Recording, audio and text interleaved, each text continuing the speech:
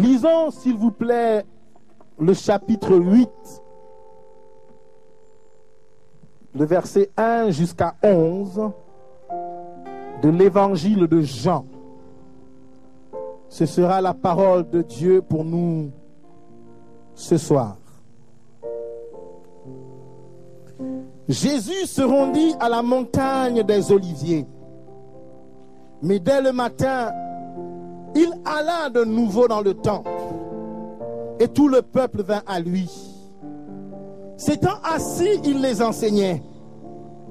Alors les scribes et les pharisiens emmenèrent une femme, surprise en adultère. Et la plaçant au milieu du peuple, ils dirent à Jésus, « Maître, cette femme a été surprise en flagrant délit d'adultère.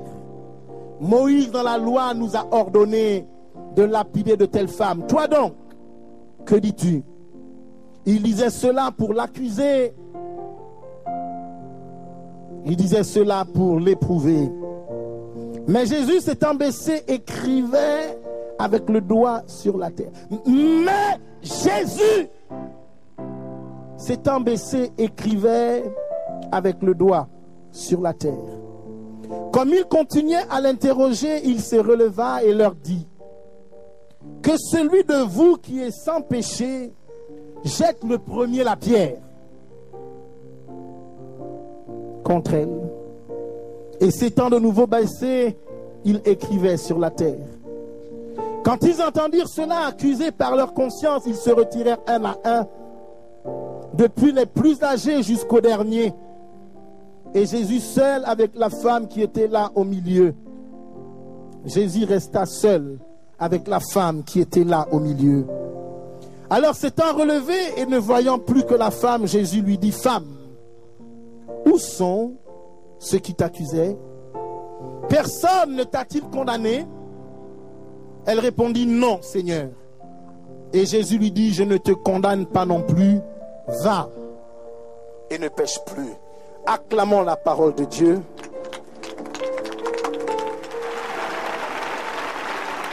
Je crois qu'on peut faire mieux que cela. Acclamons la parole de Dieu.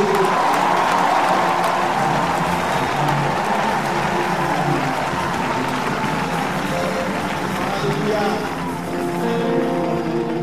Parce qu'à chaque fois que ce livre est ouvert, nous sommes en audience, nous sommes en entretien, nous sommes en rendez-vous avec Dieu lui-même. Alléluia. Acclamons cette parole, mes amis.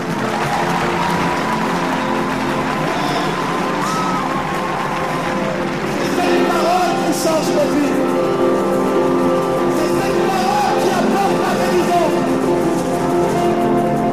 C'est cette parole qui sauve le pécheur de la paix.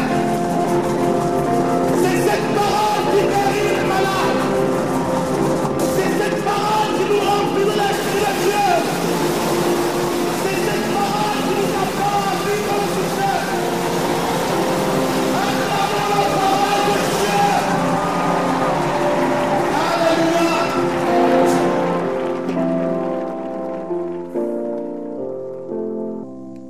L'histoire que nous lisons ce soir commence certainement en fin d'après-midi. On nous dit que Jésus avait choisi de se retirer, d'aller à la montagne des Oliviers. Certainement pour prier. Ceux qui étudient les textes bibliques découvrent que Jésus avait deux coutumes. Il y avait deux choses qu'il faisait continuellement. Premièrement, il se rendait à la montagne pour prier. Voyez-vous, beaucoup de choses peuvent se passer quand les gens prient. Il y a quelques années, un homme politique a fait cette remarque en disant que si le Gabon se porte mal, c'est parce qu'il y a trop d'hommes et de femmes qui prient. Mais voyez-vous, lorsque les gens prient, quelque chose de particulier peut se passer. Et c'était une des coutumes de Jésus. Un jour, la Bible nous dit que Jésus s'était retiré avec ses disciples et qu'il était parti à la montagne pour prier.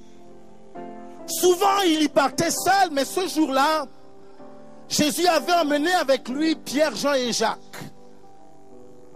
Pendant qu'il priait sur cette montagne, un phénomène inhabituel va se produire. Jésus, présent face à face avec ses disciples, va commencer à se transformer. Il va être complètement métamorphosé. Il va changer d'état sous leurs yeux.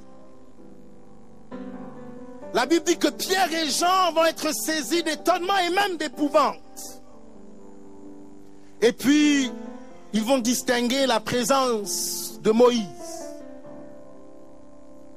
et aussi la présence d'Élie. À cet instant particulier de la prière, les limitations humaines qui étaient les leurs avaient été enlevées. Ils pouvaient maintenant voir et connaître les choses qu'ils ne connaissaient pas.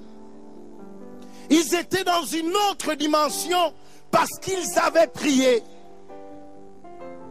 Au moment de la prière, ils avaient pu entrer dans la gloire de Dieu.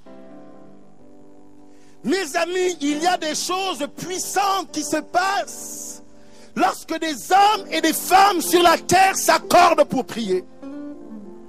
Voilà pourquoi l'apôtre Paul recommande ceci. Il dit: priez sans cesse. Priez en tout temps.